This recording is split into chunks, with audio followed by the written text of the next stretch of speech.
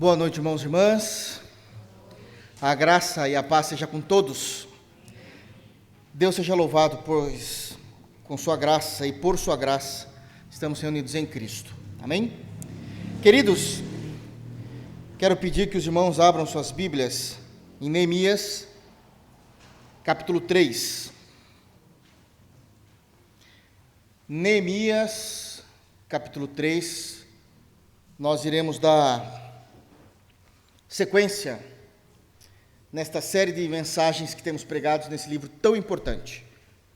Neemias, capítulo 3. Nós iremos fazer a leitura do capítulo todo. É um capítulo narrativo, do qual nós não temos condições de quebrá-lo ao meio. E que Deus nos dê graça de pregá-lo. Amém? Neemias, capítulo 3. Iremos ler todo o capítulo.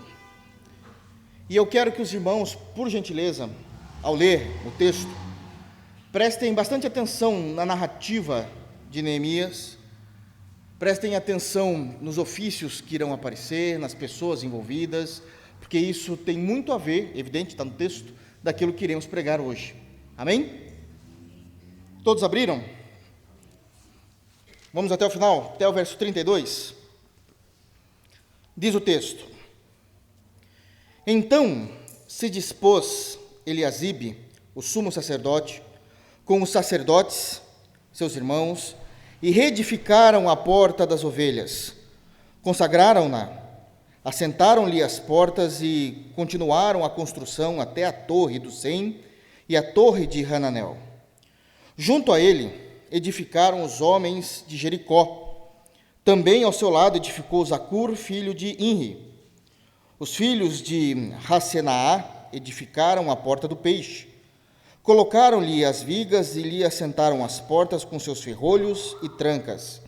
Ao seu lado reparou Meremote, filho de Urias, filho de Cós. Junto deste reparou Mesulão, filho de Berequias, filho de Mesesabel, a cujo lado reparou Zadok, filho de Baaná. Ao lado destes repararam os tecoitas. Os seus nobres, porém, não se sujeitaram ao serviço do seu senhor. Joiada, filho de Pazéia, e Mesulão, filho de Besodias, repararam a porta velha. Colocaram-lhe as vigas e lhe assentaram as portas com seus ferrolhos e trancas. Junto deles trabalharam Melatias, Gibeonita e Jadom, Meronotita, homem de Gibeão e de Mispa, que pertenciam ao domínio do governador de além do Eufrates. Ao seu lado reparou Uziel, filho de Haraías, um dos ourives, junto dele Hananias, um dos perfumistas, e restauraram Jerusalém até ao muro largo. Junto a estes trabalhou Refaías, filho de Ur, maioral da metade de Jerusalém. Ao seu lado reparou Gedaías, filho de Harumaf, defronte de sua casa, e ao seu lado reparou Ratus, filho de Razabinéias. A outra parte reparou Malquias, filho de Harim, e Razube, filho de Paate-Moabe, como também a torre dos fornos. Ao lado dele reparou Salum, filho de Haloés, maioral de outra meia parte de Jerusalém, ele e suas filhas. A porta do vale reparou a Hanum e os moradores de Zanoa. Edificaram-na e lhe assentaram as portas com seus ferrolhos e trancas e ainda 1000 côvados de muralha, até a porta do monturo. A porta do monturo reparou-a Malquias, filho de Recabe, maioral do distrito de Bet-Haquerem. Ele a edificou e lhe assentou as portas com seus ferrolhos e trancas. A porta da fonte reparou a Salum, filho de Col-Rosé, maioral do distrito de Mispa. Ele a edificou e a cobriu, e lhe assentou as portas com seus ferrolhos e trancas, e ainda o muro do açude de Selá, junto ao jardim do rei, até os degraus que descem da cidade de Davi. Depois dele, reparou Neemias, filho de Asbuque, maioral da metade do distrito de Betzur, até defronte dos sepulcros de Davi, até o açude artificial e até a casa dos heróis. Depois dele, repararam os levitas, Reum, filho de Bani, e ao seu lado Razabias, maioral da metade do distrito de Keila. Depois dele repararam seus irmãos, Bavai, filho de Henadad, maioral da metade do distrito de Keila, e ao seu lado reparou Ezer, filho de Jesuá, maioral de Mispa, outra parte defronte da subida para a casa das armas, no ângulo do muro. Depois dele, reparou com grande ardor Baruque, filho de Zabai, outra porção, desde o ângulo do muro até a porta da casa de Eliasibe, o sumo sacerdote. Depois dele, reparou Meremote, filho de Urias, filho de Cós, outra porção, desde a porta da casa de Eliasibe até a extremidade da casa de Eliasibe. Depois dele, repararam os sacerdotes que habitavam na campina. Depois repararam Benjamim e Razube defronte da sua casa. Depois deles reparou Azarias, filho de Maazéias, filho de Ananias, junto à sua casa. Depois dele reparou Binuí, filho de Hanadad, outra porção, desde a casa de Azarias até o ângulo e até a esquina. Palau, filho de Uzai, reparou defronte do ângulo e da torre que sai da casa real superior, que está junto ao pátio do cárcere. Depois dele reparou Pedaías, filho de Parós, e os seus servos do templo que habitavam em Ofel, até defronte da porta das águas, para o oriente, e até a torre alta. Depois repararam os tecoitas, outra porção defronte da torre grande e alta, até o muro de Ofel. Para cima das portas dos cavalos, repararam os sacerdotes, cada um defronte da sua casa. Depois deles, reparou Zadok, filho de Imer, defronte de sua casa. E depois dele, Semaías, filho de Secanias, guarda da porta oriental. Depois dele reparou Ananias, filho de Selemias e Hanum, o sexto filho de Zalaf. Outra porção depois deles reparou Mesulão, filho de Berequias, defronte da sua morada. Depois dele reparou Malquias, filho de um ourives, até a casa dos servos do templo e dos mercadores, defronte da porta da guarda até o eirado da esquina. Entre o eirado da esquina e a porta das ovelhas, repararam os ourives e os mercadores. Amém. Amém, irmãos? Amém. Textinho simples, né? Queridos irmãos, geralmente quando nós lemos textos como esses, seja em nossos devocionais, seja em nossos estudos, em nossas leituras bíblicas, deparamos com textos que são extremamente narrativos e que, a princípio, equivocadamente, parece que não tem nada a ver conosco, nós tendemos a pular esses capítulos. E se algum irmão já fez isso, pode pedir perdão a Deus. Isso aqui é tanto palavra de Deus quanto os evangelhos que estão descritos no Novo Testamento. E há tanta informação importante quanto qualquer outro texto das Escrituras Sagradas. E por isso, com a graça de Deus, iremos pregar no capítulo 3 do livro de Neemias na noite de hoje. Amém? Antes de entrarmos, propriamente dito, no que iremos falar, eu quero trazer algumas considerações a respeito desse capítulo que são importantíssimas para que a gente possa, de fato, começar a andar por ruas claras, iluminadas nesse texto e que não fique nada embaralhado em nossa mente.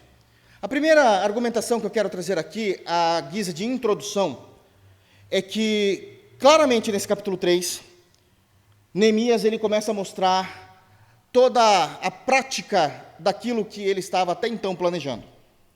Do capítulo 1, todo o capítulo 1, capítulo 2, nós vamos ver Neemias o tempo todo observando, e ele fez isso muito bem, por 3 dias, calados.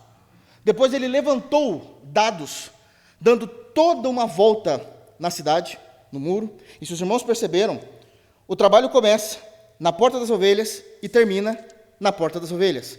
Foi um trabalho completo, 360 graus, em Jerusalém. Então nós vamos perceber que depois que ele faz toda a observação, levanta as informações necessárias, ele realiza o planejamento, e agora ele comunica isso no capítulo 2, quando ele chama todos para falar aquilo que Deus tinha colocado no seu coração. Agora é mãos à obra. Não fica apenas no papel. Sonhos não podem ficar apenas no papel. Objetivos não podem ficar apenas no papel. Mas o capítulo 3 também nos ensina que há muito trabalho a ser feito. Há um trabalho completo, iniciando na porta das ovelhas, dando toda uma volta pela cidade, terminando na porta das ovelhas. Precisa ser um trabalho extremamente minucioso para tudo aquilo que eles fizeram. Também quero trazer uma outra informação, também a título de introdução, para que fique bem claro a nós. O capítulo 3 de Neemias é o capítulo mais ilustre de toda a Bíblia no que tange uma liderança cristã, uma liderança debaixo da graça de Deus, assim também como é o capítulo mais ilustre de toda a palavra de Deus, onde irmãos se unem em prol de um mesmo objetivo. Quantos nomes foram citados aqui? Quantas pessoas passaram por esse plano, por esse planejamento, por essa obra? Todos vestindo a mesma camisa. Não há nenhum outro capítulo nas Escrituras Sagradas que nós vamos ver um senso agora prático, não apenas teórico, mas prático de uma liderança, como também uma movimentação graciosa do povo de Deus se unindo por um mesmo objetivo, por uma mesma causa. Esse capítulo é lindo e maravilhoso, nos ensinando e nos mostrando isso. Um terceiro ponto que eu gostaria de considerar com os irmãos, antes de entrarmos no sermão de hoje, é que, uma vez lido o capítulo 3, acredito que os irmãos perceberam que todo o capítulo segue um padrão literário, segue um padrão de escrita. Como é que isso se dá? É apresentado a porta, que será recolocada, juntamente com uma parte do muro, próximo a essa porta, a ser reconstruído. Os oficiais, isso é, aqueles que estão encabeçando o serviço, e juntamente deles, aqueles que estão ajudando aqueles que sabem fazer o bom serviço. Então, esse é um padrão que o tempo todo é utilizado no capítulo 3. As Escrituras mostram outros textos bíblicos que utilizam de padrão. Me vem muito à memória a maneira como nosso Senhor Jesus se dirige às 7 igrejas do Apocalipse, logo lá no início do livro do Apocalipse. É a mesma coisa, Jesus, ele sempre direciona a igreja que ele quer falar, depois ele se apresenta, em todas as cartas são assim, ele direciona a igreja, ele se apresenta, ele vai comunicar algo sobre aquela igreja, pode ser bom ou ruim, ou bom e alguma falha em específico, uma chamada ao arrependimento, caso seja o caso, deles estarem andando em caminhos tortuosos, determinada igreja, e depois vai haver uma bênção, de fato uma graça divina sobre eles, uma vez que eles se achegam a Cristo novamente, ou então haverá uma punição terrível, se eles desconsiderarem o que Jesus estava falando a eles. As 7 cartas do Apocalipse, o tempo todo as igrejas do Apocalipse, isso é falado de forma padrão, aqui também. Aqui também. Todavia, de todos esses nomes falados aqui, nem todos, aliás, a maioria dos nomes, nós não temos muitas informações a respeito deles. O máximo que nós temos é o nome do cidadão e de que família ele pertence, filho de quem ele é. Mas nós não temos muito conteúdo histórico, arqueológico, sobre quem eram essas pessoas. Nós só sabemos que eles eram irmãos, eram crentes em Deus. Eram crentes em Deus. Por isso, eu não vou expor versículo por versículo, porque não há informações suficientes a respeito dessas pessoas. Mas eu quero trazer aos irmãos lições importantíssimas da narração, o texto é narrativo, não é doutrinário, então, da narração desse texto, de acordo com aquilo que o texto pede em seu devido contexto. Amém? Última e quarta informação para uma introdução primorosa. O capítulo 3 nos mostra que é possível tornar sonho em realidade quando a igreja se une. Que é possível transformar objetivos em vitória quando o povo de Deus veste a mesma camisa. Isso é claramente visível no capítulo 3. Amém? Tudo isso já dava um sermão, mas isso é só a introdução. Seguindo agora o texto, eu quero, uma vez que nos é apresentado esse padrão de informações, durante toda a narrativa do texto do capítulo 3, a maneira como ele foi escrito, a maneira como ele é exposto a nós, eu quero falar então de algumas lições importantíssimas que nós temos diante de nós, do texto, partindo de princípios que o texto coloca a nós. E a primeira lição que eu já quero trazer aos irmãos, quando olhamos como um todo o capítulo 3 de Neemias é a gestão gerencial de Neemias. Eu quero começar com ele. Dando honra a ele. O livro leva o nome dele, porque de fato ele vai desempenhar um papel importante. Até então nós conhecemos um homem de Deus, piedoso, abriu mão da sua vida e de seus deleites no palácio de Artaxerxes, sobe com a última caravana até chegar em Jerusalém. Ele observa, vê que está tudo destruído, a economia destruída, os muros, a proteção, tudo está em frangalhos. Mas ele não fica apenas na teoria. Ele vai começar a agir. E ele vai agir gerenciando todo o trabalho que está sendo descrito no capítulo 3. Então eu queria falar um pouquinho com os irmãos, nesse primeiro momento, sobre a gestão gerencial de Neemias e a importância que isso tem para a nossa vida e como aplicar isso em nossa vida. Dentro dessa compreensão, desse ato gerencial de liderança de Neemias, eu quero destacar algumas verdades e atitudes dele, que é importantíssima, que nós vemos aqui no texto. A primeira delas, Neemias, ele não se conformava com o caos. Neemias não se conformava com o caos. Uma vez que ele é líder de toda essa geração, de todo esse trabalho, nós vamos perceber como o caos o indignava. Deixa eu falar uma coisa aos irmãos, e eu preciso que os irmãos tragam à memória tudo aquilo que a gente já pregou em Neemias. Desde Esdras, como também no livro de Neemias, nós vamos ver irmãos chorando, se lamentando, entristecidos pela situação de Jerusalém. Nós vamos ver aqueles falando da glória que Jerusalém já tinha tido antes da invasão babilônica. Nós vamos perceber aqueles que estavam entristecidos porque o templo levantado nesse período de Neemias, que está descrito no profeta Ageu, ele era menor do que o primeiro templo de Salomão. Havia choro, havia lamento, havia lamúria. Com Neemias, não foi diferente. Nós lemos no capítulo 1, versículo 4, que quando ele ficou sabendo do estado de Jerusalém, por meio do seu irmão, ele se assentou, tremeu as pernas, entristeceu, chorou, lamentou, e é dito que Neemias orou e jejuou por vários dias. Qual a diferença de Neemias com eles, com todos os demais? Todos estes, ao lamentarem, ao chorarem, aceitaram a situação. Neemias foi o único que se levantou e disse: Jerusalém, a cidade do grande Deus, não pode ficar assim. Ele não aceita. Ele se perturba com essa realidade. Ele não se conforma com o caos que está em Jerusalém.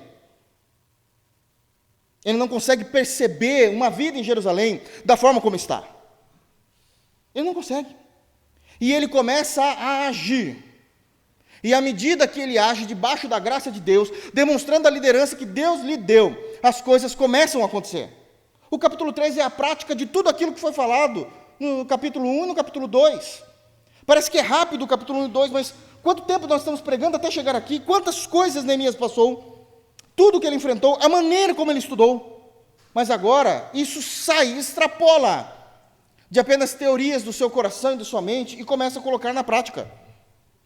Ele começa a agir na prática. E aqui nós temos algumas informações nessas ações práticas que são de suma importância para nós. A maneira como ele vai fazer isso. Ele entende que ele precisa parar de lamuriar e ele precisa, prestem atenção, isso aqui é muito importante, reconstruir a cidade do grande Deus. E não se confundam. Reconstruir não é a mesma coisa que construir. Não é. Ah, não é mesmo. Não é.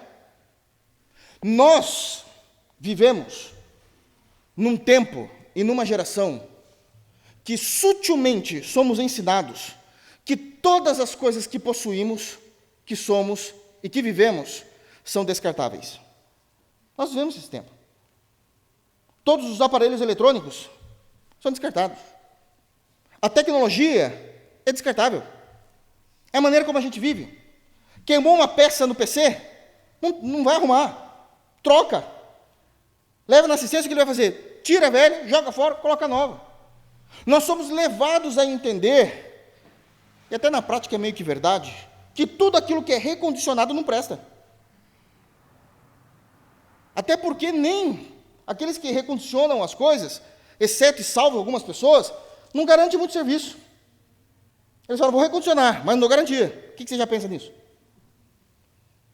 Você já fica esperto. Mas nem tudo em nossa vida é descartável. Existem muitos pontos que precisam ser reconstruídos, restaurados. E isso é muito difícil. Construir Jerusalém do zero é pegar um terreno plano e começar a obra imediatamente, do nada. Mas reconstruir e restaurar a sua cidade é você encarar memórias afetivas. É encarar situações que você não queria lembrar. É mexer na ferida aberta. É ir até o templo que está todo queimado e saber quantas coisas Deus fez naquele lugar. É ir em cada porta que se escutava as histórias que os seus avós, que os seus pais passaram por aquele lugar e há um peso no coração. Talvez haja até feridas que não foram fechadas ainda. Nem tudo na nossa vida é descartável. Aliás, a vida não é descartável. A vida não é descartável, queridos. Não conseguimos jogar lá fora e falar, vou nascer de novo, a não ser pelo Espírito Santo de Deus. Mas não é essa a questão. A questão aqui não é doutrinária, é no dia a dia, é no cotidiano. Como seria mais fácil, mas não é. Sabe o que não é descartável? A família. Família não se descarta. Muitos problemas podem haver na família, e às vezes isso precisa ser restaurado, reconciliado, reconstruído. E precisam de pessoas para isso. Às vezes não é só uma parte, precisa de ambas as partes para que algo aconteça. E precisa reconstruir a família. Nossa vida social. Quantas das vezes nós estamos decaídos, caídos, entristecidos, e você fala, se eu pudesse, eu começaria tudo de novo. Eu já ouvi isso como pastor. Uma vez, um irmão chegou até mim e falou exatamente isso. A minha família está acabada. E o meu sentimento, pastor, é jogar tudo fora e acho que é mais fácil eu começar tudo de novo. Arranjar uma namorada nova, me casar com uma mulher nova que eu me refiro não é nem idade. Começar do zero. Eu falei, é claro que é mais fácil. Você não vai encarar seus problemas. Não vai encarar seus sentimentos. Você não precisa resolver nada. Você não precisa amadurecer. Você simplesmente começa como um menino de 16, 17 anos de novo. Aí é fácil. Porque construir é mais fácil do que reformar. Reconstruir. Restaurar. E ele nos leva a esse ponto. Eu preciso reconstruir Israel. Nem tudo em nossa vida, e numa gestão primorosa daquilo que Deus coloca em nossas mãos, é para construir. É para reconstruir. Isso é um ponto importantíssimo, na maneira como ele leva a sua liderança e o gerenciamento daquele momento. Mas notem também que ele traz uma outra informação importantíssima, que Neemias, em sua gestão, ele vai colocar pessoas certas nos lugares certos. Pessoas certas nos lugares certos. Se os irmãos perceberem, olhem comigo, por favor, verso 2 e verso 4, somente estes.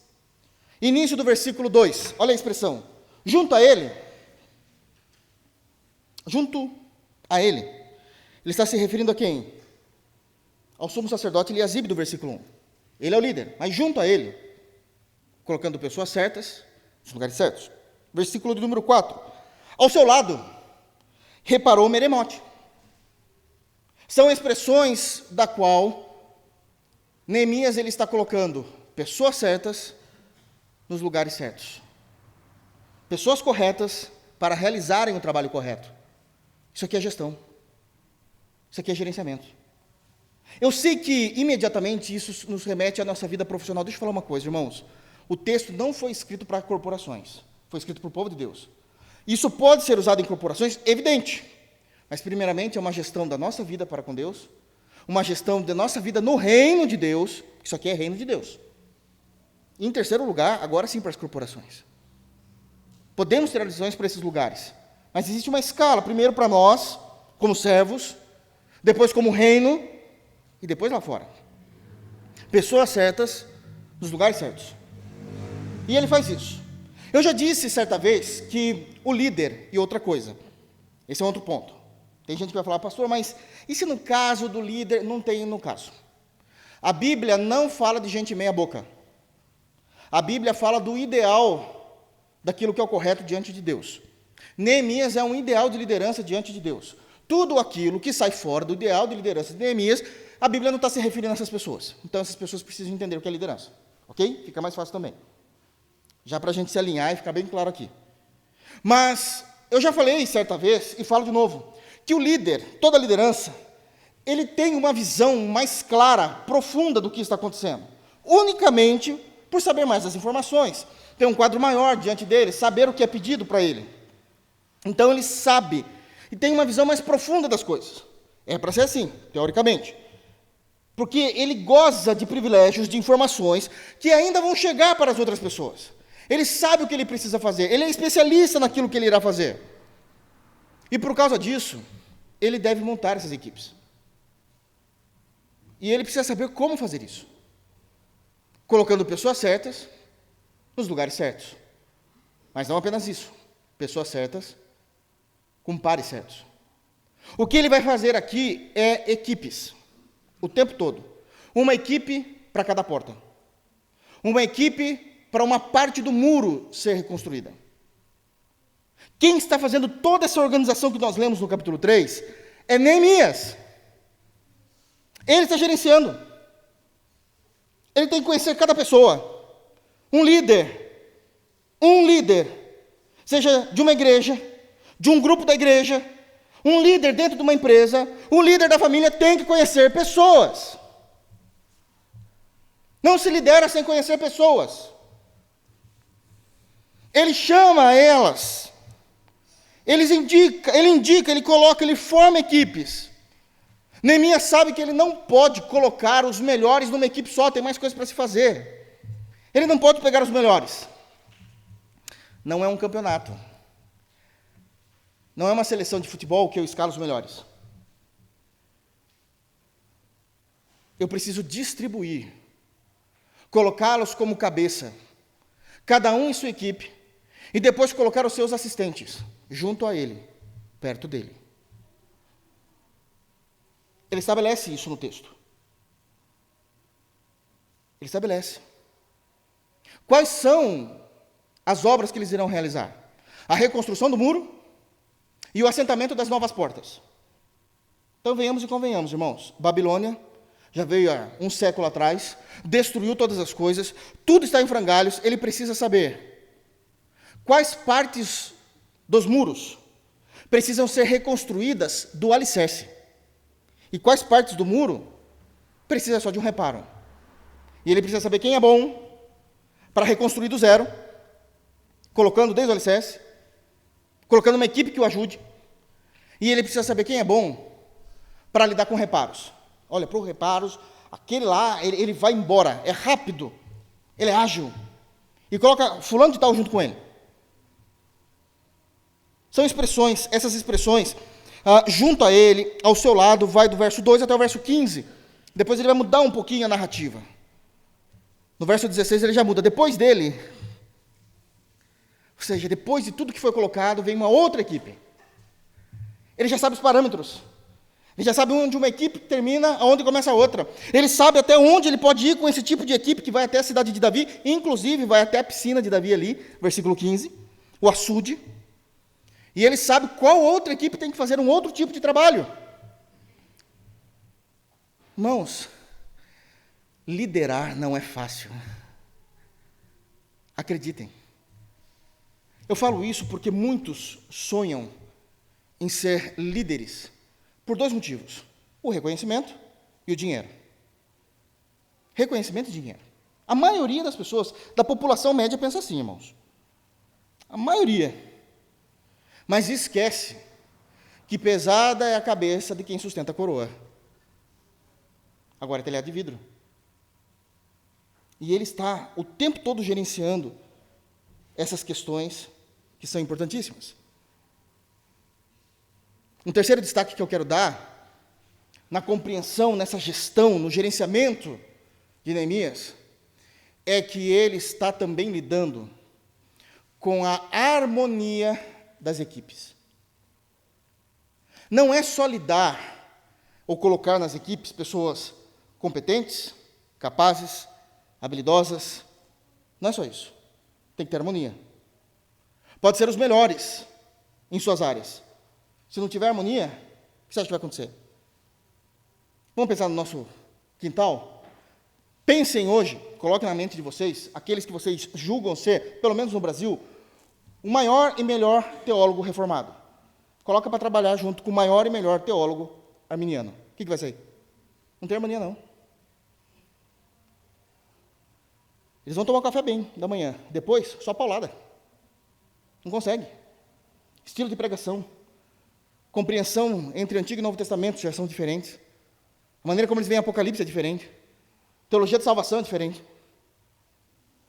Não dá. Não caminham. Não vem com graça. Não caminham. Um sobe no púlpito, no culto pela manhã, prega numa perspectiva, o outro sobe no púlpito à noite, prega totalmente diferente a perspectiva. Ele vê a harmonia. Vocês querem ver a harmonia disso? Leiam comigo, por favor. Vamos ler o versículo 6 a 8. Vocês vão perceber que na expressão ao seu lado, ela tem algo mais intimista. Percebam. 6 a 8. Olha o que é dito. Joiada, filho de Pazéia, e Mesulão, filho de Besodias, repararam a porta velha. Então, eles são os protagonistas aqui do versículo 6. Eles que são os responsáveis, os oficiais, para repararem a porta chamada velha. Colocaram-lhe as vigas e lhe assentaram as portas com seus ferrolhos e trancas. Junto deles, falando de equipe, trabalharam Melatias, Gibeonita, e Jadom Meronita, homem de Gibeão e Mispa, que pertenciam ao domínio do governador de além do Eufrates. Ao seu lado, já mudou a conotação. Uma coisa é fazer parte da equipe, outra coisa é aquele que trabalha diretamente. Nem todos aqueles que são da mesma equipe têm acesso ao responsável. Vocês sabem disso. Mas ao seu lado, versículo 8, ao lado de quem? Do Joiada e do Mesulão, do versículo 6. Ao seu lado, reparou Uziel, filho de Haraías, um dos ourives, junto dele Hananias, um dos perfumistas. Precisa haver harmonia. Mesmo dentro de um mesmo tipo, de um mesmo time, de uma mesma equipe, de um mesmo grupo, já vão existir visões diferentes, visões conflitantes. Mas se as pessoas conseguem trabalhar em harmonia, essas diferenças são vencidas. Ele se preocupou com isso. Eu sei que eu posso trabalhar, posso colocar na equipe, mas eu sei quem tem que estar do lado de quem. Eu sei quem são pares dentro da equipe. Harmonia. Senão não vai virar. Senão a gente não consegue fazer nada. E o trabalho é pesado. Isso é harmonia. Se um grupo, se uma equipe não tem harmonia, vai haver disputas, vai haver inveja, vai haver melindres, briga pelo poder, aparições, vitimismo, reclamações, e as coisas não andam. E as coisas não andam. Vocês acham que é fácil isso aqui? Vocês acham que é fácil fazer essa engrenagem rodar? Com pessoas diferentes? Todo mundo estressado da vida que já estavam vindo. Todo mundo passando basicamente necessidade, vivendo numa situação desfavorável. E colocar todo mundo com uma cabeça boa para trabalhar. A Bíblia fala que Moisés foi o homem mais manso da terra. Ele queria morrer quando liderou as pessoas. Me mata. Não quero mais. O homem mais manso da terra falou, me mata. Porque não é fácil. É difícil. Sabe a diferença de um líder para o liderado? Na prática, é que muitas das vezes, quando a gente fala de seres humanos, a gente não pode falar 100%. Isso seria uma loucura. Mas se um liderado não está gostando, ele fala tchau e benção. Não faço mais parte, não quero mais o liderado, o líder tem que continuar. Ele tem que continuar. Ele será cobrado por isso. É muito difícil, vocês não têm ideia. É muito difícil. Então, nessa gestão de Neemias, no capítulo 3, nós vemos que ele não se conforma com o caos, ele coloca pessoas certas, nos lugares certos, ele traz a harmonia para dentro do grupo. Quarto lugar, um quarto ponto desse gerenciamento. Neemias, ele se preocupa, ou melhor dizendo, Neemias tem uma ótima visão de logística. Uma excelente visão de logística. Neemias entende que ele precisa otimizar o tempo, que ele precisa cuidar do deslocamento de pessoas e que ele precisa facilitar o serviço das pessoas. Ele tem essa ideia. Uma visão de logística maravilhosa. Como nunca igual, nas Escrituras Sagradas, nada igual. Ele faz isso de forma perfeita. Perfeita. Vocês querem ver? Primeiro, olha só a respeito do deslocamento, o que ele faz. Como ele lida com isso. Vamos ler o versículo 23. Versos 23.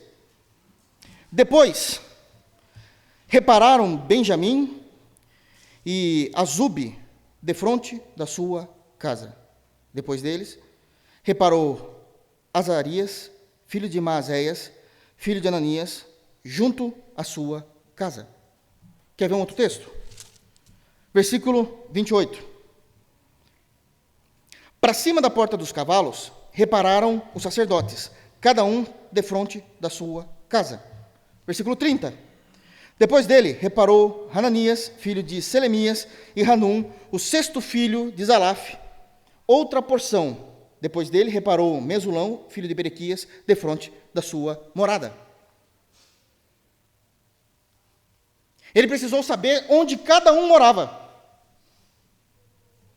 E aí ele fala assim, eu não vou colocar o camarada que mora a oeste de Jerusalém para fazer o serviço do norte. Nem o que mora no norte para fazer o serviço no sul de Jerusalém, da cidade. Faz cada um perto da sua casa. Isso aí já otimiza. Isso aí já deixa tranquilo. Está perto da casa dele. Trabalhando perto, do lado. Isso aqui é logística, irmãos. Isso aqui não é à toa. Ele pensou nisso. Deslocamento traz uma mudança total na vida de uma pessoa. Só aqueles que sabem quantas vezes precisou mudar a nível profissional, falando, nossa, agora preciso deixar tudo aquilo que eu construí, a igreja que eu frequentava, os amigos e os irmãos em Cristo, vão para outra cidade, ficar lá 2 anos e vou mudar de novo. E como isso é difícil, só que aqui no caso, possivelmente eles iriam sem esposa, sem os filhos. Loucura. Ele faz isso de forma logística. Logística.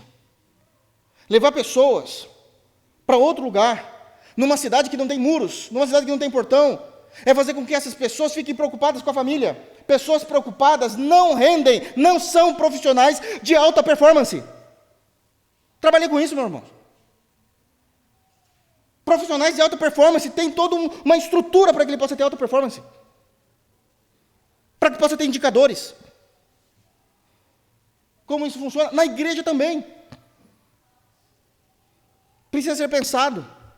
Eu entendo todas as colocações, mas não é assim que funciona, não é tão simples como parece. Ele precisou dividir isso certinho. é cansativo. Você quer ver como ele otimiza tempo? Falamos do deslocamento, mas ele otimiza tempo também fazendo isso. Uma coisa é o deslocamento, o trajeto, toda a mudança. Outra coisa é otimizar tempo. A pessoa chega no lugar e já não começa a trabalhar. Onde eles vão dormir? O que eles vão comer? Quem vai cozinhar?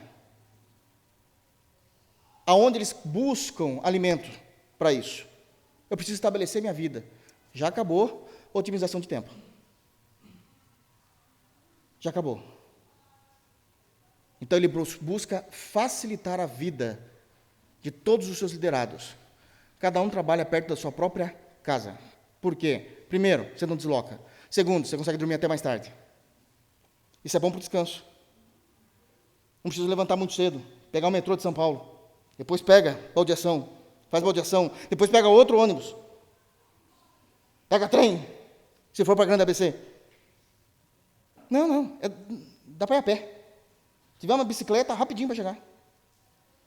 Na hora do almoço, minha esposa está fazendo uma comida deliciosa. Eu não me preocupo com isso. Todo dia eu durmo ao lado da minha mulher e vejo meus filhos.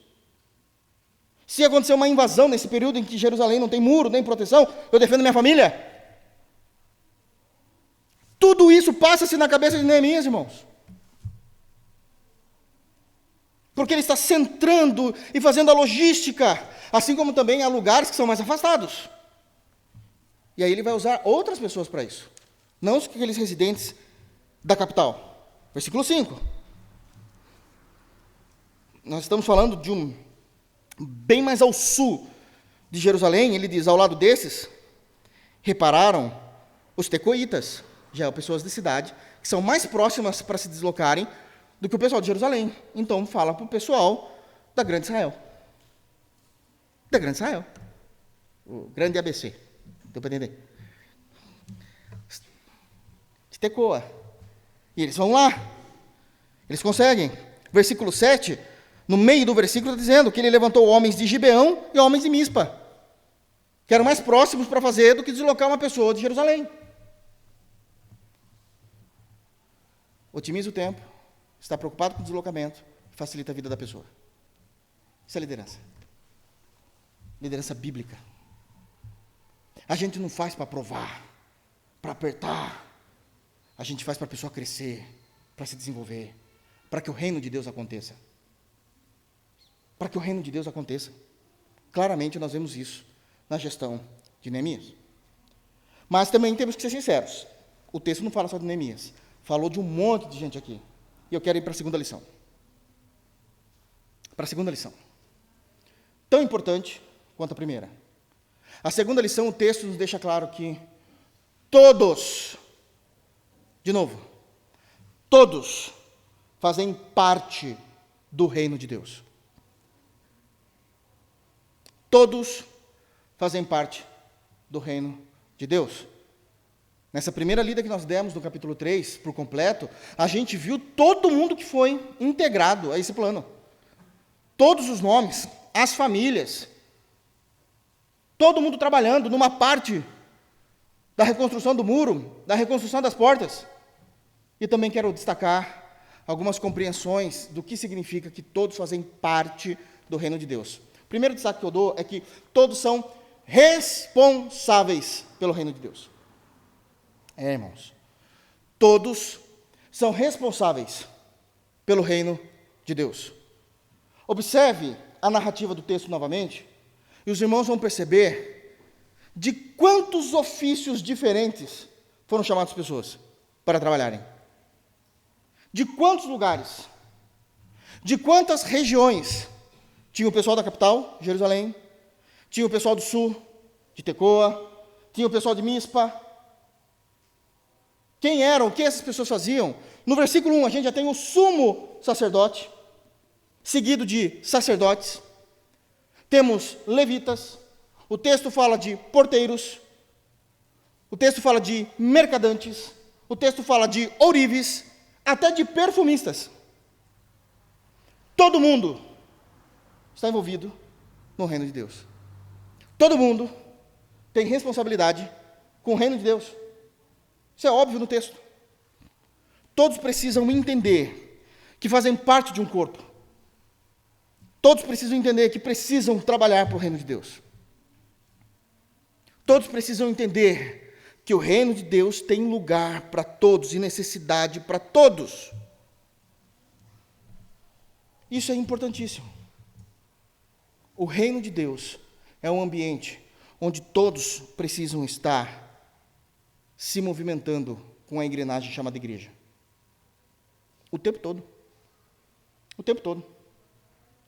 Percebam, o ourives e o perfumista do texto são as duas profissões mais delicadas do texto, com nuances muito delicadas para se trabalhar naquilo que eles fazem. E nós não vemos eles inventando desculpa, dizendo, olha, o serviço de reconstrução de um muro, colocar uma porta, realmente é algo extremamente pesado, muito diferente daquilo que eu faço.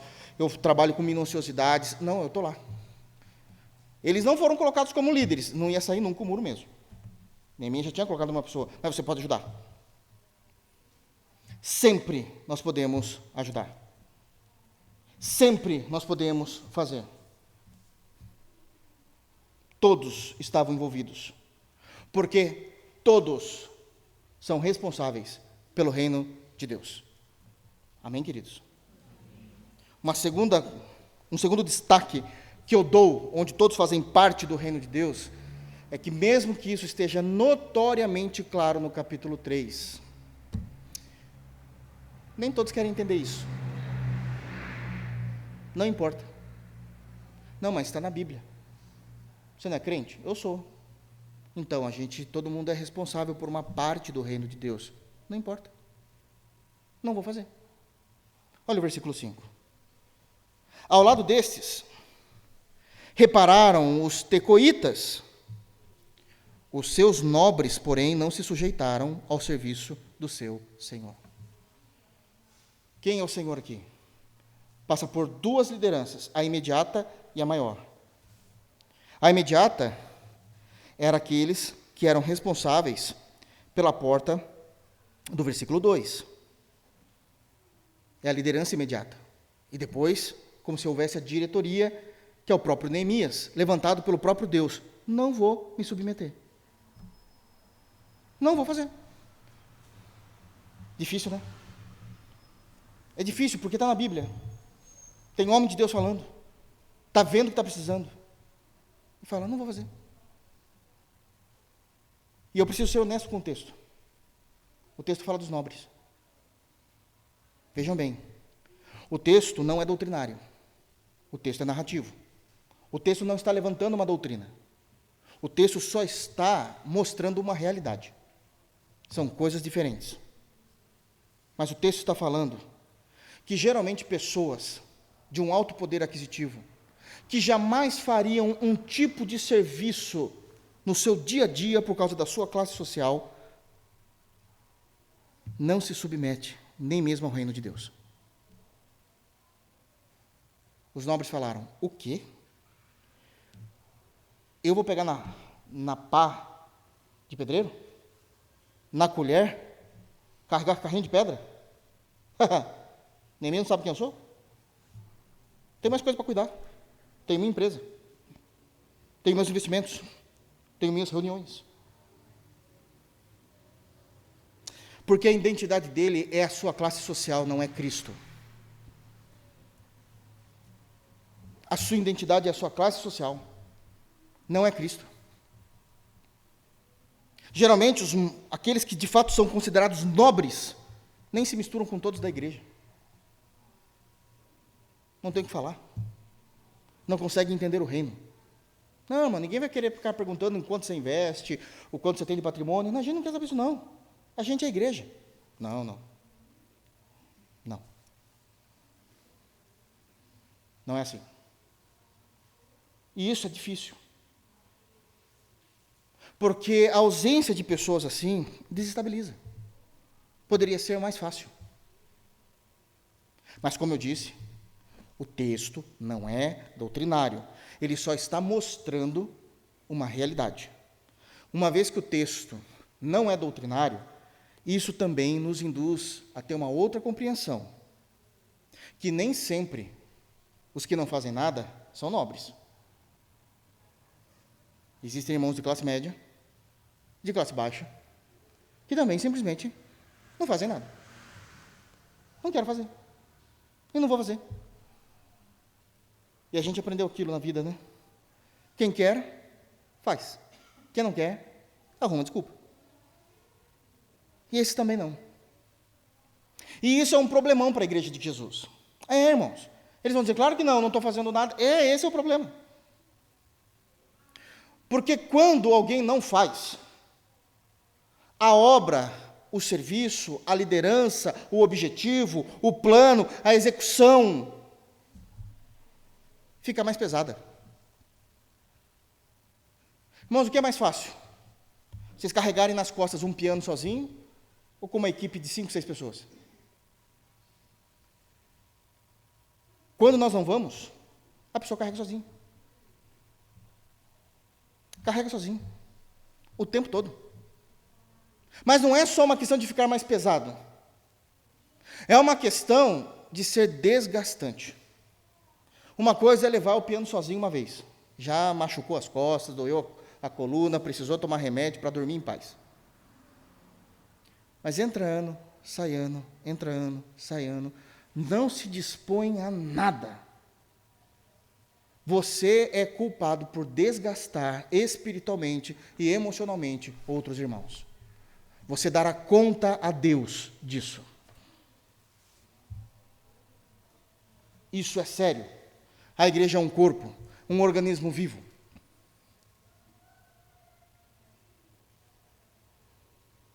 Cada um dentro, obviamente, da sua área, daquilo que é necessário. Em nenhum momento está dizendo, você precisa abrir mão do seu trabalho para você fazer algo na casa de Deus. Nunca foi falado disso. Jamais foi falado disso. Mas é que nunca pode. Nunca quer. Nunca. Os nobres disseram, não vamos fazer, acabou. Não vamos. Nós não iremos nos submeter, nós não vamos nos sujeitar ao serviço. E decidiu. Mas é crente. Isso dificulta. Porque fica pesado, fica desgastante, e isso faz com que a obra não seja fluida. Os irmãos já sabem, já leram Neemias.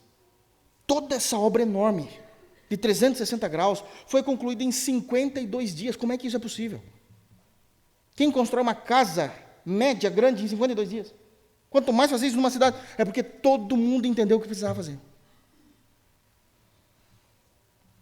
Todo mundo entendeu o que precisava fazer. E fizeram. Foi fluída a obra. Sem dizer que o trabalho no reino de Deus demonstra a sua gratidão e o amor que você tem pelo seu Senhor. Amor se evidencia. Amor não é escondido. Quando nós, pastores, o pastor sabe disso, fazemos atendimento de casais, sabe uma das frases que eu mais escutei já na vida de atendimento de casal? Pastor, eu nunca mais, nos últimos 2, 3, 4 anos, eu escutei um eu te amo. Isso aí é certeza que você vai ouvir. Nunca mais eu ouvi um eu te amo. Aí o chucro fala assim, mas você já sabe que eu te amo. Você sabe. Eu não preciso ficar falando, claro que precisa. Eu sei que o carro precisa de combustível para andar, não vou colocar. Porque isso é afetividade, isso é amor. Imagina o Senhor Jeová dizendo, eu amo vocês. Se virem. Quando éramos inimigos de Deus, o Senhor deu Cristo a nós. Ele demonstrou a afetividade dando o seu único filho. Amor é demonstrado. Uma das demonstrações que nós temos, além da santidade, é o serviço na obra. Então nós sabemos que todos são responsáveis, mas que isso não será unânime. Triste, né? O próprio texto de Neemias deixa isso claro. Nem todos serão unânimes. Um terceiro destaque, de que todos fazem parte do reino de Deus. Mas aqueles que amam a Deus, trabalham, independente de sua classe social. independente. Eu sei que nós tivemos aqui no capítulo 3 problemas com os nobres, sabemos que isso não é doutrinário, isso é uma narrativa, então significa que os de classe média e de classe baixa também dão problemas, mas aqueles que amam a Deus trabalham, porque nós vemos outros nobres trabalhando. Vocês querem ver?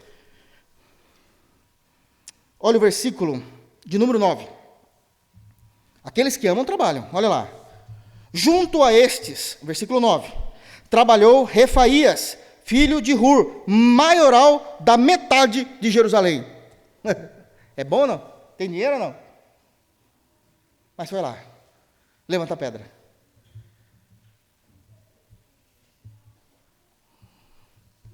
Foi martelar a porta de madeira. Eram portas de madeira, os portões, né, irmãos? Amém? Pelo amor de Deus, né?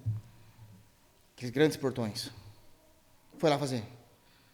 Imagina que a igreja é o lugar onde o mais rico e o mais pobre são irmãos e se conversam. Imagina o companheiro do lado. O que você faz? Eu cuido da metade de Jerusalém, dos negócios. E você? Irmão, vamos continuar trabalhando? Não tem tempo. Não deu horário ainda da conversa. Mas ambos sentam um do lado do outro. Ambos vestem a camisa, ambos vivem a verdade do reino de Deus. Versículo 12, olha que coisa mais linda o versículo 12. Ao lado dele, reparou Salum, filho de Haloés, maioral da outra meia parte de Jerusalém. 2 homens mandavam tudo no dinheiro lá de Jerusalém, nessa época. 2 famílias, mas os 2 estavam lá. Os 2 estavam lá. Isso é lindo. Isso é maravilhoso. Versículo 14. À porta do monturo reparou Malquias, filho de Recabe, maioral do distrito de Bet-Haquerem, um outro distrito fora da capital. Naquele distrito, naquela província, naquele bairro, ele era o mais rico, estava lá também. Porque quem ama, trabalha, se doa, está presente, vive a verdade do Evangelho, a comunhão dos santos. Conseguem ver isso, queridos? Isso é tão claro, porque todos fazem parte, então logo todos são responsáveis. Tem aqueles que não vão aceitar, mesmo que você mostre a Bíblia, mas quem ama a Deus trabalha. E por último, ainda dentro de que todos trabalham, o texto dá um destaque especial para as mulheres.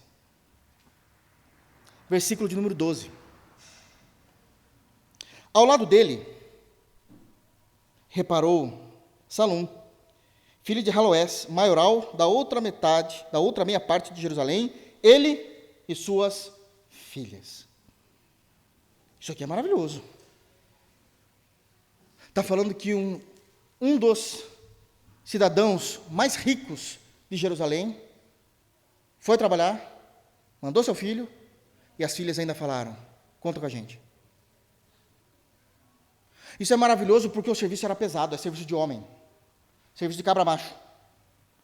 As meninas que gozavam de uma elite falaram, mas é o meu Deus, é a cidade do meu Deus, conta comigo. Eu não sei construir um muro, mas o que eu posso fazer? Encher um carrinho de areia? Levar os instrumentos para os homens? As ferramentas? Eu estou junto. A mesma Bíblia que fala de grandes homens de Deus é a mesma Bíblia que fala de grandes mulheres de Deus. Quero destacar algumas aqui para vocês, rapidamente. Noemi, que mulher maravilhosa, velha em idade, mas com uma sabedoria gloriosa, soube passar por lutos, por dificuldades, por fomes, por pobreza, e sempre de uma forma piedosa, bíblica, e orientando sabiamente as suas 2 noras. Uma não deu ouvido, a outra sim. Isso é glorioso. Ruth só foi a mulher que foi, porque ela teve Noemi na sua vida. Mulher sábia, mestre do bem, que sabia ensinar a mais nova o que ela precisava fazer. E essas mulheres são dignas da mesma honra que grandes homens de Deus, como Moisés, como Abraão. A Bíblia não faz essa distinção. Porque cada uma estava vivendo a sua realidade de acordo com o que Deus colocou em suas mãos. De Noemi, uma sabedoria maravilhosa. Maravilhosa. Miriam. Todo mundo lembra de Miriam porque pisou na bola com Moisés. Foi uma vez que ela fez isso, uma! Ela ficou marcada pro resto da vida, porque o ser humano é assim. A gente esquece, irmãos, sejam sinceros, qual é a primeira coisa que vem na sua cabeça quando você fala do apóstolo Tomé? Vem o erro dele. Porque a gente não sabe perdoar. Ele foi perdoado, ele foi usado, ele foi cheio do Espírito Santo, ele pregou a várias cidades, converteu várias almas, mas a gente lembra que ele duvidou da ressurreição.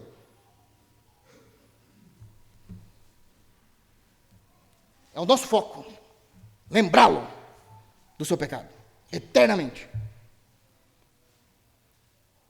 É verdade que Miriam teve um problema com a liderança de Moisés, mas antes disso, sabe o que ela fazia? Ela era responsável por reunir as irmãs, e fazerem as irmãs adorarem a Deus. Êxodo capítulo 15, a partir do versículo 20, era ela que falava, cante louvores, cantemos louvores a Deus, Ele nos deu a vitória, e congregava todas as mulheres em louvor e adoração a Deus. Miriam, digna de nota. Digna de nota. Débora, que mulher, profetiza, usada por Deus, para trazer palavra de Deus, a um povo corrupto que não tinha uma liderança. E muitos dizem, não esquece de dizer, Débora era juíza, então pode ter liderança feminina na igreja. Conheço essa historinha, não pode não. Pastorado não existe isso. Diaconisa não, também não existe. Mas por que ela foi uma juíza? Essa eu quero que vocês leiam. Juízes, capítulo 4. E essa é para os homens passarem vergonha. Porque o que aconteceu em Juízes, capítulo 4, acontece até hoje nas igrejas.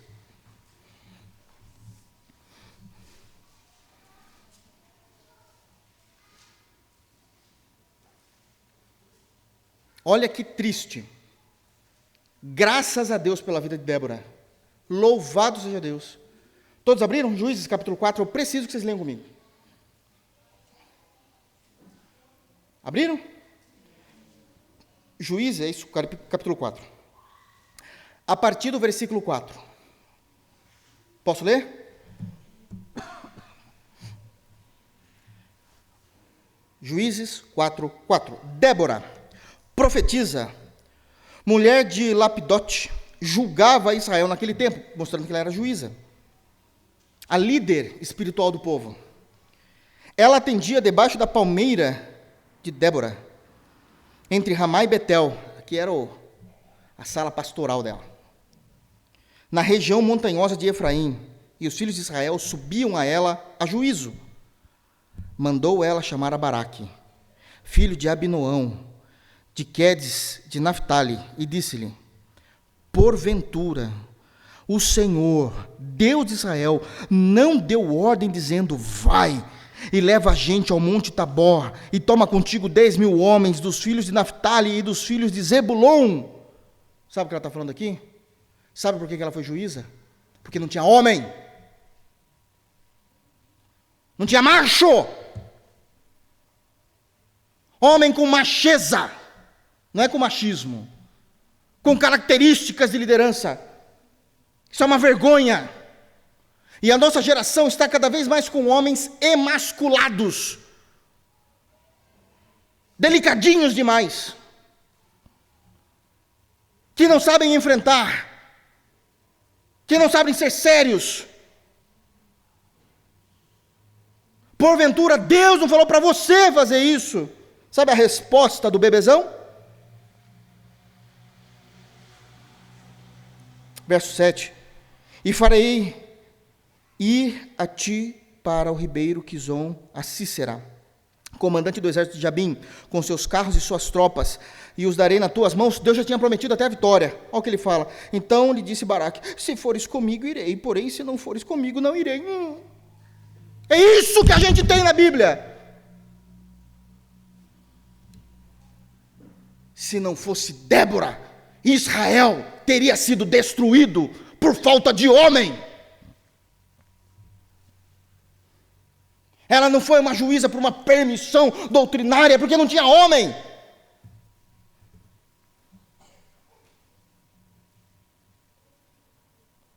Isso é muito sério, irmãos.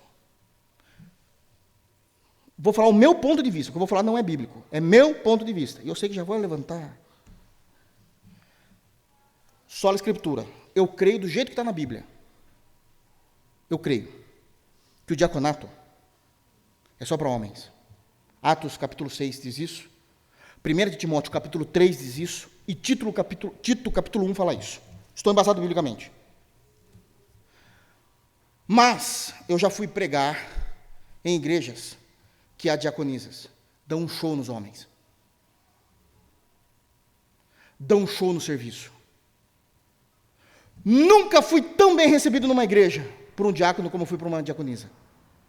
Ainda que eu defenda que a Bíblia só fala de homens. Ai da igreja que não tem a obra, o serviço, o trabalho de mulheres, está fadada a acabar. As irmãs são preciosas. Ai, se não fossem as mulheres. Isso é sério, irmãos. O que dizer de Esther? Salvou Israel inteiro. Maria, uma jovem que poderia ter sido apedrejada, caluniada de adultério, mas ela adora a Deus, dizendo que a alma dela se engrandece em Deus o Salvador. Porque a gente só vê a parte bonita da coisa, né? A gente não vê dos perigos. São mulheres dignas de nota, de honra nas Escrituras Sagradas. Isso é muito sério. Isso é muito sério. Terceira lição, para a gente terminar, vamos voltar lá? Neemias, ele respeita as pessoas. No capítulo 3 nós vimos isso. Nós vimos a gestão de Neemias, seu gerenciamento. Nós entendemos que todos fazem parte do reino de Deus, mas em terceiro e último lugar, último não, tem mais um, mas é rapidinho. Está na cuca aqui.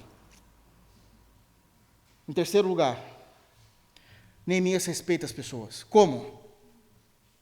Quero destacar o respeito dele por essas pessoas. Primeiro destaque, ele chama cada um pelo nome.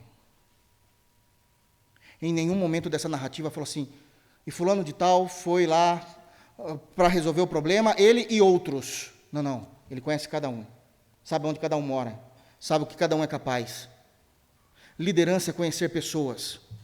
Nós não podemos ficar o tempo todo falando, sabe aquele lá que é o melhor cliente que eu tenho? O pior cliente? Aquele irmão, alto, loiro, usa óculos. O gordinho, o magrinho, o baixinho. Conheça, chame as pessoas pelo nome. Ainda que seja muito difícil, porque às vezes começa a crescer, mas pelo menos você está se esforçando para dar um tratamento pessoal a elas. Isso é respeito. Chame as pessoas pelo nome. Muitas das vezes, alguns irmãos novos estão começando a vir e eu chamo, já aconteceu isso, de eu chamar aquele irmão pelo seu nome, ele fala, nossa, pastor, lembrou? Há uma alegria nisso. Poxa, ele lembrou meu nome. Porque isso é um tratamento digno, não é luxo, é digno. Ele chamou cada um pelo nome.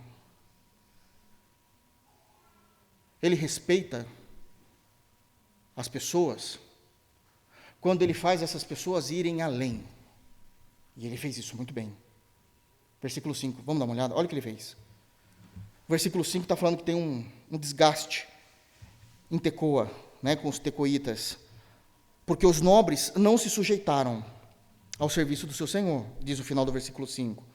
Mas o povo, o geral, a galera, foram. E ao lado desses repararam os tecoitas. E ali era a parte deles. Mas eles viram quem era Neemias. Eles ouviram Neemias quando Neemias foi conversar com eles. Eles entenderam o propósito, sabia que era povo de Deus. Nós também fazemos parte, a gente não é da capital, mas a gente é o mesmo corpo. E eles não ficaram apenas nisso. Olha o versículo 27. Depois, repararam os tecoitas outra porção, defronte da torre grande e alta e até o muro de Ofel. Fez os tecoitas irem além. Isso aqui é liderança. Fez eles entenderem que eles são melhores, que eles podem ir além. Isso é maravilhoso. Um terceiro destaque em respeitar pessoas é que ele honra todas as pessoas que trabalharam, mas com justiça. Aqueles que trabalharam mais. Aqueles que trabalharam menos. Olha os versículos 13 e 14. 13 e 14. A porta do vale reparou a Hanum e os moradores de Zanoa. Edificaram-na e lhe assentaram as portas com seus ferrolhos, trancas e ainda 1000 côvados de muralhas até a porta do monturo. Aí ele já emenda, 14. A porta do monturo reparou-a Malquias, filho de Recabe, maioral do distrito de Bet-Raquerem. Ele a edificou e lhe assentou as portas com seus ferrolhos e trancas. Qual a diferença do verso 13 e 14? O Hanum, o responsável pela porta do vale, ele não apenas colocou a porta, como fez, mas 1000 côvados de muralha. 500 metros de muralha.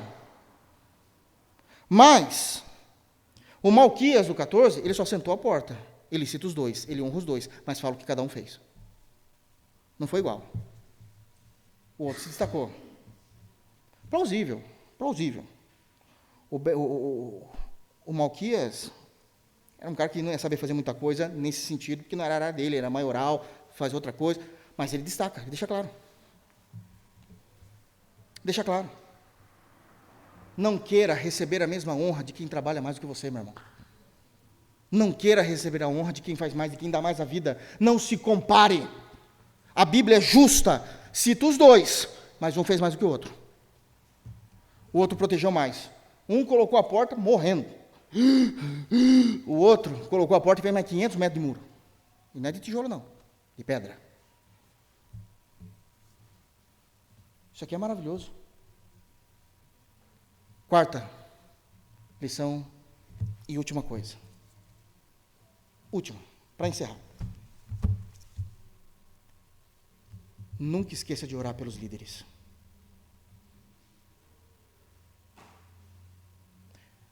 O capítulo 3 é maravilhoso, né? Que lição, né? Que tapa na face. Quanto aprendizado.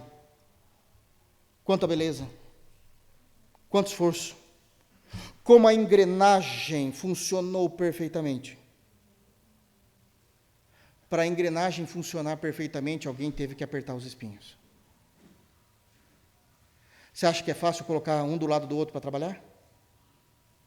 Saber a vida, a profissão, o nome e onde mora cada um? Você acha que é fácil chamar pessoas de outros lugares que não estão muito aí para o que vai acontecer em Jerusalém? Você acha que é fácil engolir sapo, falando, mas você é povo de Deus? Não estou nem aí, não vou fazer. Não vou. Acabou. Cara, a gente precisa de pessoas. Não vou falar. Cara, mas isso é bíblico, a Bíblia espera de você. Não quero.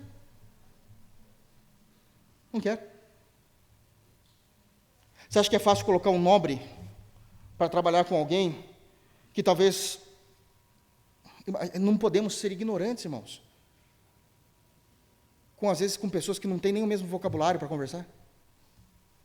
Você acha que isso vira? É só na igreja que isso existe. Só na igreja. E olha lá. Não vem com desculpinha. Como é difícil. Sabe por que tudo funcionou?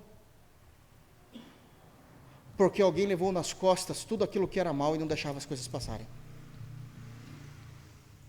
Você sabe o que é irmão bravo? Quando um irmão fica bravo, não, mas vai ouvir, vou falar, vou fazer, não falo, não, mas não. Quem que esses nobres tecoitas acham que são? Fique em paz. A gente está sofrendo, eu sei. Você acha que é fácil ser pacificador o tempo todo? Você acha que o líder, como ser humano, não tem senso de justiça própria, que você quer matar isso diante de Deus? Como Paulo falava, eu esmoo a minha carne, para que eu não caia exatamente naquilo que eu prego. O capítulo 3 só é bonito porque Neemias segurou muita coisa. Teve muito trabalho. Não tinha descanso. Conversava com um e com o outro. Precisava conhecer pessoas. Falar com pessoas. Implorar para pessoas. Você acha que liderança é, por favor, você pode fazer isso? Claro, objetivamente. É um monte de questionamento, por quê, quando, tem que ser assim, eu não concordo. Não é fácil. Ore para os líderes. Pastor, não acho que é assim. Vem conversar comigo, eu vou te colocar na liderança. Depois você vai ver. Que Deus nos guarde. Que Deus mantenha a unidade da igreja. Que Deus nos dê a visão de Neemias, para a sua glória e para a nossa graça. Amém? Que Deus nos abençoe em Cristo Jesus. Vamos ficar de pé, vamos orar? Oremos, irmãos. Deus eterno, na tua presença, em nome do teu Filho amado, nosso Senhor e Salvador Jesus Cristo, queremos te agradecer, Pai, pela sua palavra, agradecer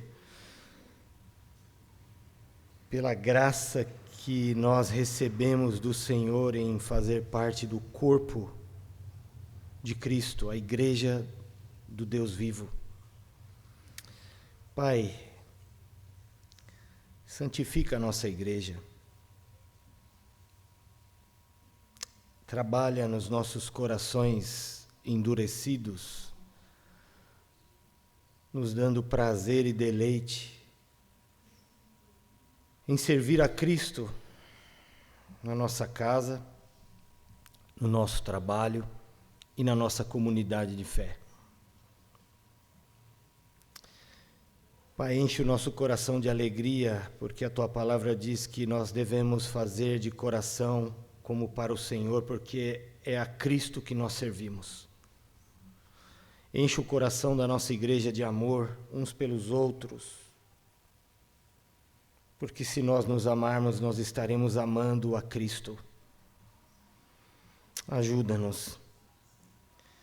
Aviva a Tua obra neste lugar. Aviva a fé de cada um dos crentes da nossa igreja local. Aqueles que não estão lendo a palavra em suas casas, mexam os seus corações para que eles tenham deleite e queiram ouvir a Tua voz. Aqueles que não estão orando, dê a eles o desejo de passar tempo e comunhão com o Senhor. Aqueles que não estão lhe adorando, aqueles que estão abatidos, fracos, seja lá qual for o problema que eles estão passando, Senhor, faça com que os olhos deles foquem no Senhor e na sua vinda, porque todas as coisas vão passar e aquilo que o Senhor fez por nós e conquistou por nós não passará. Ajuda-nos a Te amar mais. Senhor, faça-nos Te amar o quanto é possível um homem e uma mulher Te amar. Por favor, tem misericórdia de nós. Leva-nos em paz para a nossa casa. Ajuda-nos para que nós possamos Te glorificar. Nós oramos a Ti em nome do Senhor Jesus. Amém.